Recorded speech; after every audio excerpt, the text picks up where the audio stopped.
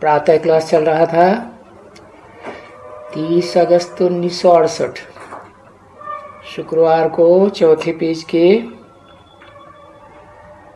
मध्यांत में बात चल रही थी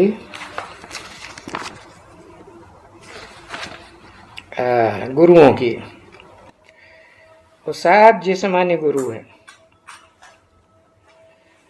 और ये तुम जानते हो कि ये जो तुम्हारे सामने बैठा है ये कौन है? ये जिस्मानी गुरु है या रूहानी गुरु है? 68 की मुरली है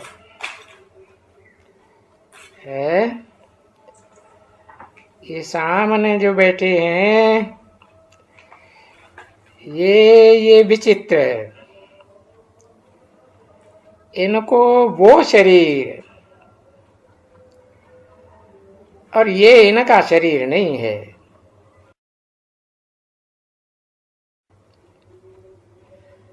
बाप बोलते हैं बच्चे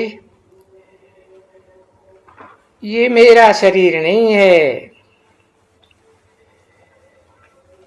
ये लोन लिया हुआ है, ये तो तुम्हारे दादा का शरीर है ना,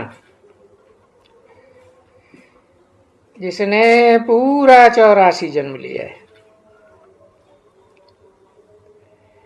ये बताते हैं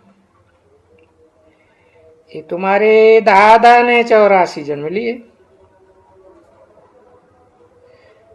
अभी ये बात कोई समझा सकेंगे कि ये कलाबद्ध कृष्ण की आत्मा है और ये 84 जन्म के चक्कर में आती है?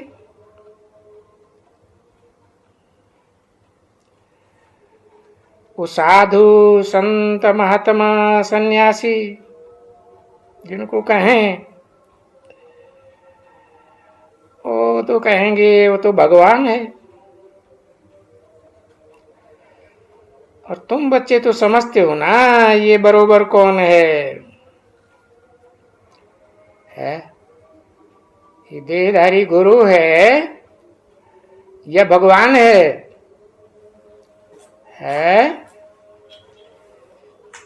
ये बाप कहते हैं ना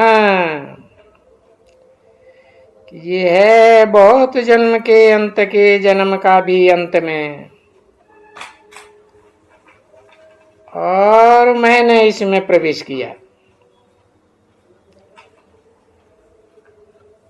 तुम बच्चों को सुखधाम ले चलने के लिए, नहीं तो भला हम तुमको कैसे समझा दें? बिना शरीर के कैसे समझा देंगे? मुख तो चाहिए, शरीर चाहिए ना, कान चाहिए, मुख चाहिए। तो देखो इसको गौमुख कह देते हैं। तो देखो तुम कहां जाते हो? गौमुख पर कितना दूर दूर जाते हैं। और ये देखो गौमुख यहां भी है, माउंट आबू में। समझा ना? ये भी यादगार है।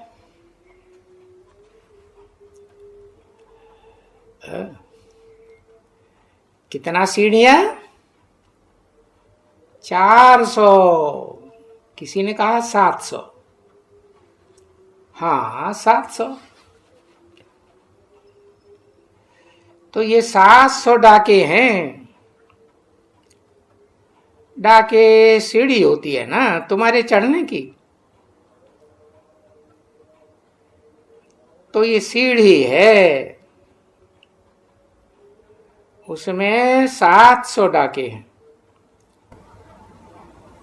30 अगस्त 1968 की प्रातः क्लास का 5वां पेज, तीसरी लाइन। और ये दादा तो होके आए हैं, बाबा भी होकर के आए हैं, समझा। दादा भी तो बाबा भी। वहां नीचे क्या है?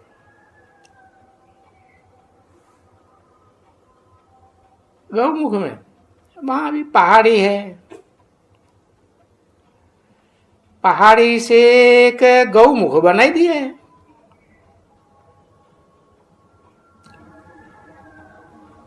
उसमें से पानी बहता है।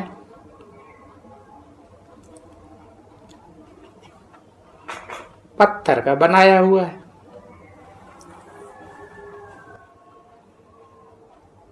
सो देखो, वो पानी तो हमारे कुएं में भी रोज पड़ता है ना। कुएं से पानी भरते हैं ना, तो कुएं में कहां से आता है?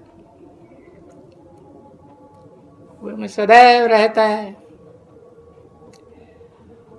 और ये कभी बंद नहीं होता है।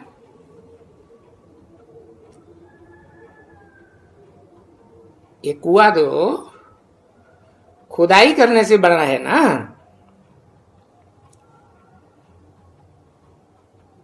तो खनन किया जाता है, मनन चिंतन मंथन की बात है। इतना मंथन करते हैं तो नई नई बातें निकलती हैं गहराई से। तो ये तो हमारा कुआं कभी सूखेगा नहीं, मंथन होता रहता है और पानी ज्ञान जल आता रहेगा। कहां से आता है वो तो पहाड़ से आते ही रहते हैं। तो देखो, वहां भी पहाड़, और पहाड़ से पानी तो आएगा ना। सो भी वहां पहाड़ पर कोई कुआं नहीं भरते हैं। वो तो जैसे नल बहता रहता है ना, ऐसे वो वहां बर्फ बहती रहती है। वहां जाए करके भाई वो जैसे कहते हैं कि ये गौमुखों से गंगा जल,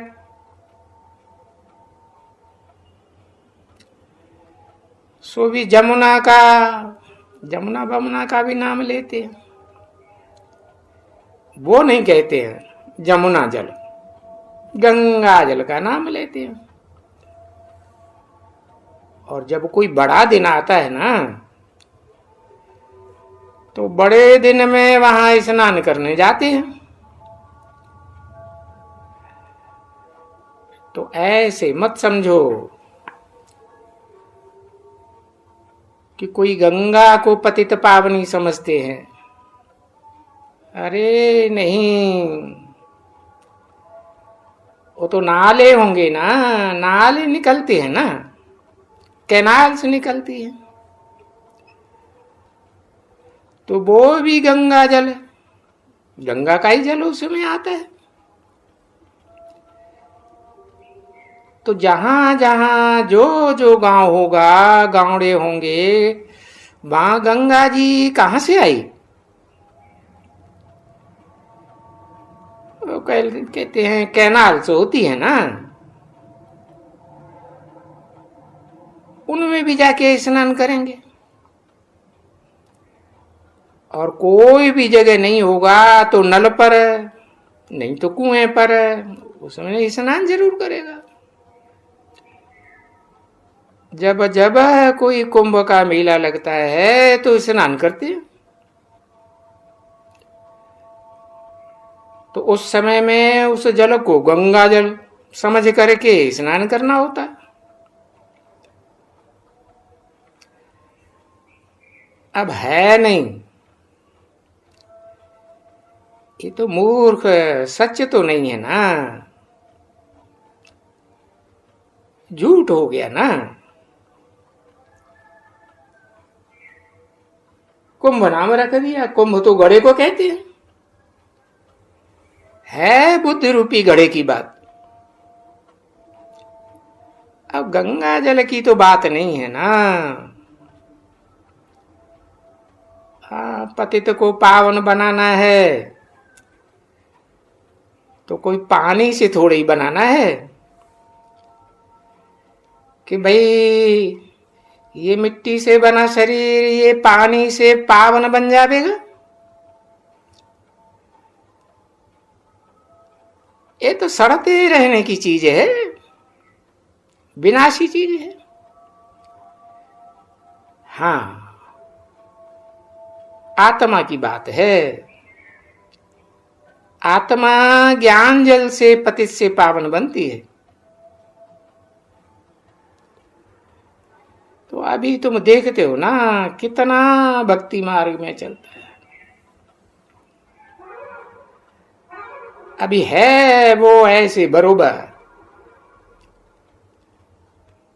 है, और इसका अर्थ ही वहां लगा हुआ है संस्कृत में।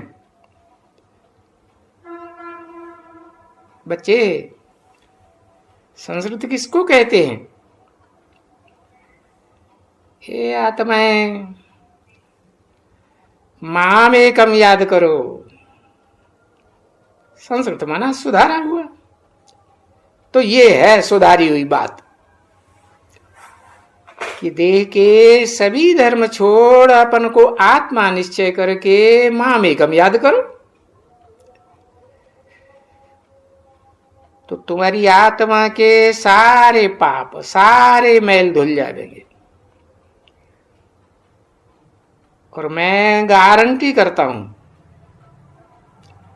कि तुम्हारा जन्म जन्मांतर का पाप कोई एक जन्म की बात नहीं है, जन्म जन्मांतर की बात है। कहते हैं ना, जबकि मैं जन्म जन्म की पापिन हूं, या कहेंगे मैं जन्म जन्म का पापी हूं। तो देखो सबको याद तो रहता है ना।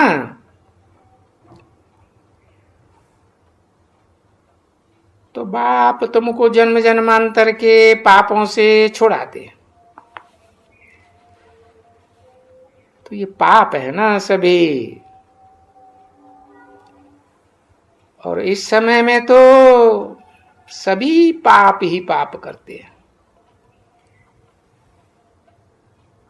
एक वो मारा,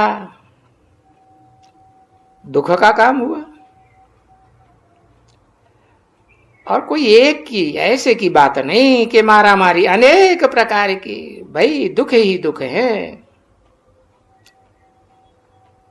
अरे शरीर के तो कर्म भोग ही करीम भोग हैं, समझा ना।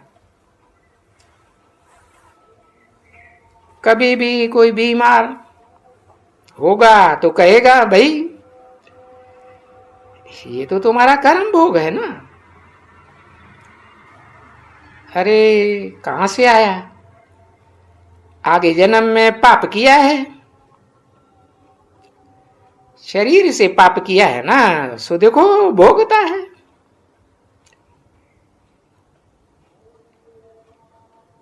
फिर इसके जन्म में जो किया वो आगे जन्म में भी भोगना पड़े,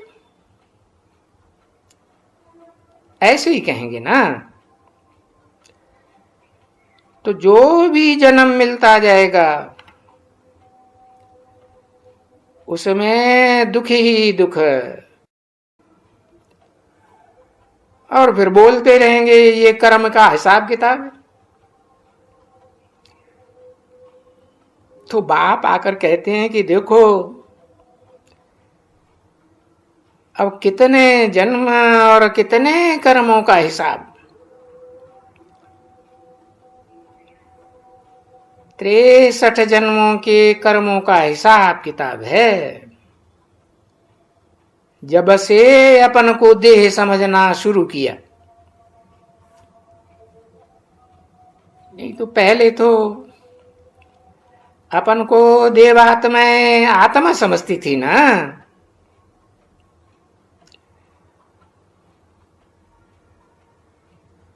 63 जन्म कहते हैं, वैसे तो और भी जास्ती जन्म होते हैं, क्योंकि बाप ने समझाया है कि ये इसे थोड़ी थोड़ी जरी सी कलाएं कमती होती रहती हैं। देखो चंद्रमा है, तो देखो थोड़ी थोड़ी कला कम होती जाती है, बाकी आ करके वो थोड़ी लीक बचती है, वो देख नहीं सकते हैं, और वो फिर सारा का सारा बन जाता है। तो जब वो सारा चंद्रमा बन जाता है तो वो है दिन,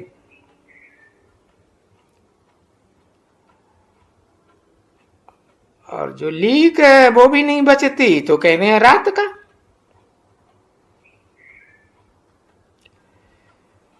तो ये है तुम्हारी बेहद की दिन और बेहद की रात।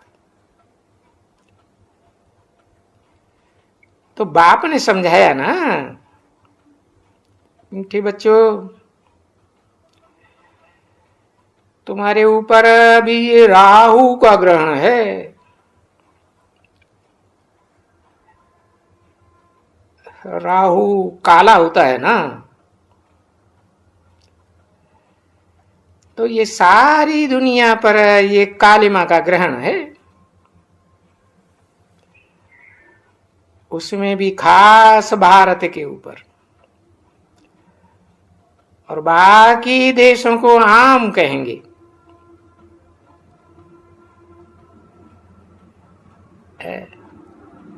कि ये भारत को ही दशाएं वगैरह लगती हैं। ये ग्रहण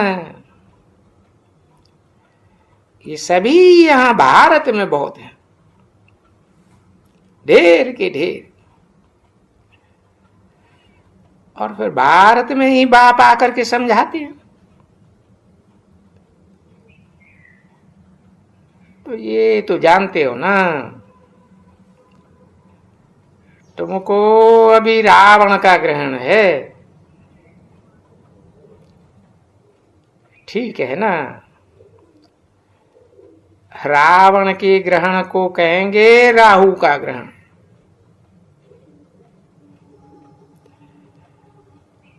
अभी उसके मुकाबले में बाप है वृक्षपति, सारा षष्ठी रूपी वृक्ष है ना, उसका पालनहार पति। तो अभी तो तुम्हारे ऊपर ग्रहण है, वो ग्रहण राहु का, और उसने ये डसा। फिर आती है बृहस्पति की दशा। तो देखो अभी बृहस्पति की दशा आने से कितना कालिमापन स्वच्छ होता है, स्वच्छ होता ही जाता है। और स्वच्छ होते होते फिर कहा जाता है 16 कला संपूर्ण चंद्रमा।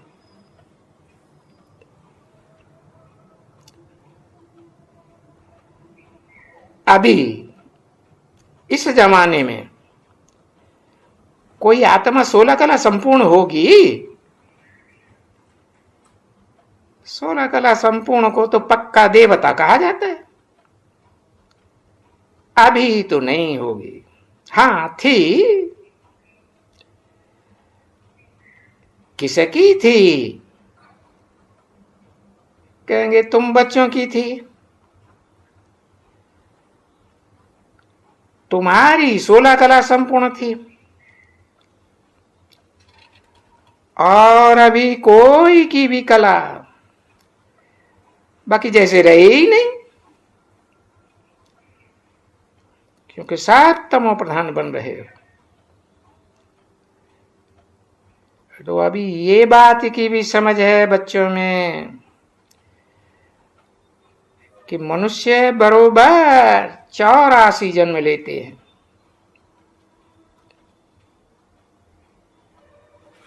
जो भी बाबा के पास आते हैं सो समझा जाता है कि इन्होंने 84 जन्म लिए।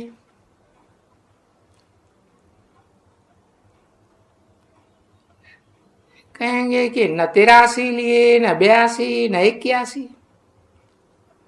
हाँ, बाद में कमती होती जाती है। तो पहले पहले तो कहेंगे ना सबसे जास्ती 84। 30 अगस्त 1968 की प्रातः क्लास का 6ठा पेज। तो अभी बाप ने समझाया है कि आत्माएं और मैं परमात्मा, इनके लिए गाया जाता है आत्मा परमात्मा अलग रहे बहुकाल। और सुंदर मेला कर दिया जब सदगुरु मिला दलाल।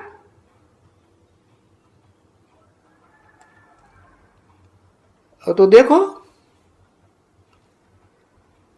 कितना पूरा हिसाब बाप समझाते हैं। कहते हैं बच्चे तुम मेरे से पहले पहले आए हैं, मेरे से जुदाई लेकर के पार्ट बजाने के लिए आए हैं इस दुनिया में, और तुम ही पहले पहले आए हैं। तो बहुत काल तुम जुदा हुए हो हमारे से।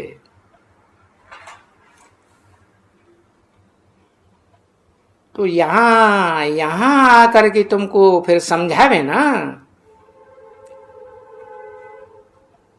कि बहुत काल कितना और कैसे हुआ।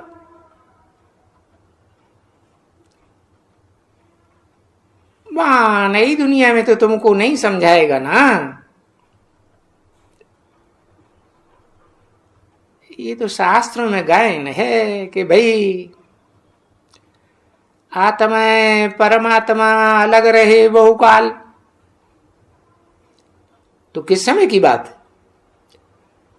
सृष्टि के आदि की बात है, मध्य की बात है कि अंत की बात है?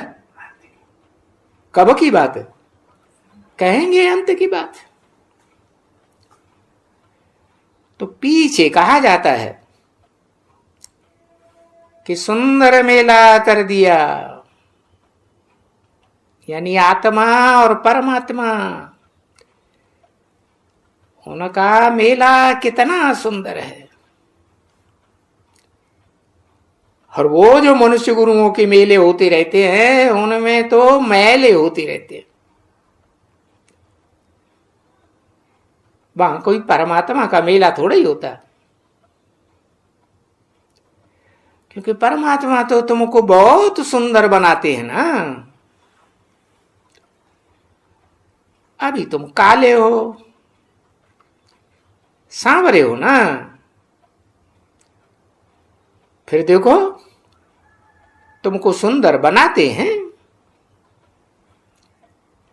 इसलिए कृष्ण का भी नाम तो देखो पूरा रखा हुआ है ना, श्याम सुंदर। कृष्ण का भी क्यों लगाई दिया? और भी कोई है क्या? कौन है? हाँ, दोनों ही कृष्ण बच्चे। पहले तो दोनों ही आत्माएं बेसमझ होती है ना। कौन? चाहे संगम युगी कृष्ण हो, चाहे सतयुगी कलाबद्ध कृष्ण हो। तो सच सच ये बात है कि उनको काला बनाए ही देते हैं। उनको क्यों कहा? कोई एक की बात थोड़ी है, दो है। और उनको क्या, सबको काला बना ही देते हैं। जो भी इस मनुष्य सृष्टि पर आते हैं पार्ट बजाने के लिए, 500-700 करोड़ पार्टधारी, सब पहले जन्म में गोरे, फिर अंत में काले। तो वो सब पुराने हो गए ना। कैसे पुराने हो गए? अरे ये काम चिच्छा पर चले चढ़े तो ये निशानी बनाई दी है शास्त्रों में कि कृष्ण को दिखाते हैं कि काली दह में गिरा, कूदा है तो काला हो गया। लिखा है ना शास्त्रों में। तो वो तो मनुष्यों की बुद्धि है और समझते नहीं है कि काली देह क्या है। ये काम विकार का कालापन है। अब तुम बॉम्बे में जाओ, लक्ष्मी नारायण के मंदिर में जाओ, वहां कोई काला है? नहीं। और कोई दूसरे मंदिर में जाएंगे तो सांवरा। क्या वो बंबई में क्या बात है? हर हर बम बम की नगरी है ना।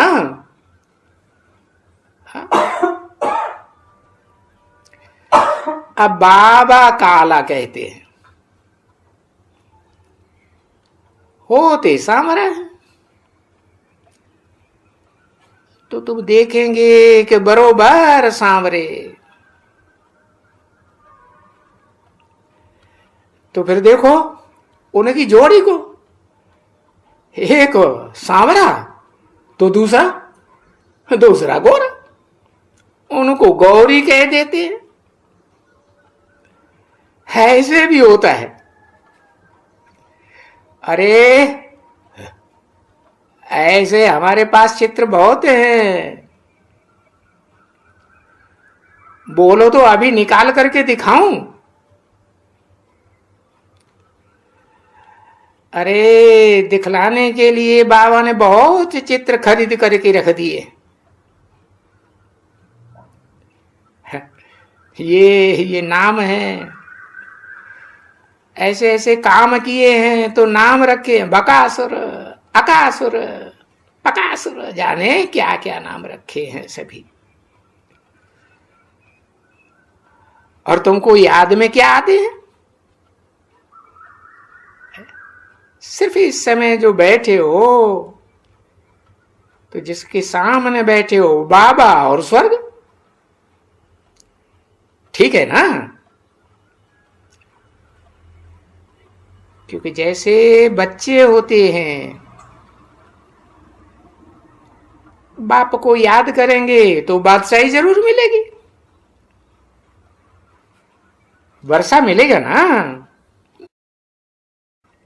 तो अभी तुम बच्चों को क्या याद आता है?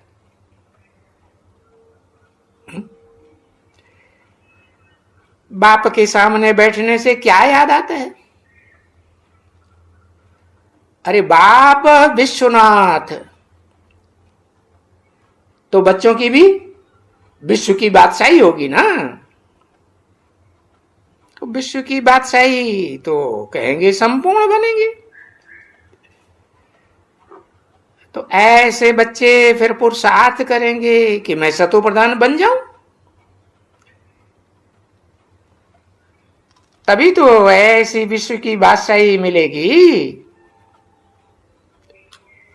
तो बस मूल बात भी यही है ना। बाकी और तो कोई तकलीफ की बात नहीं है ना। ओम शांति।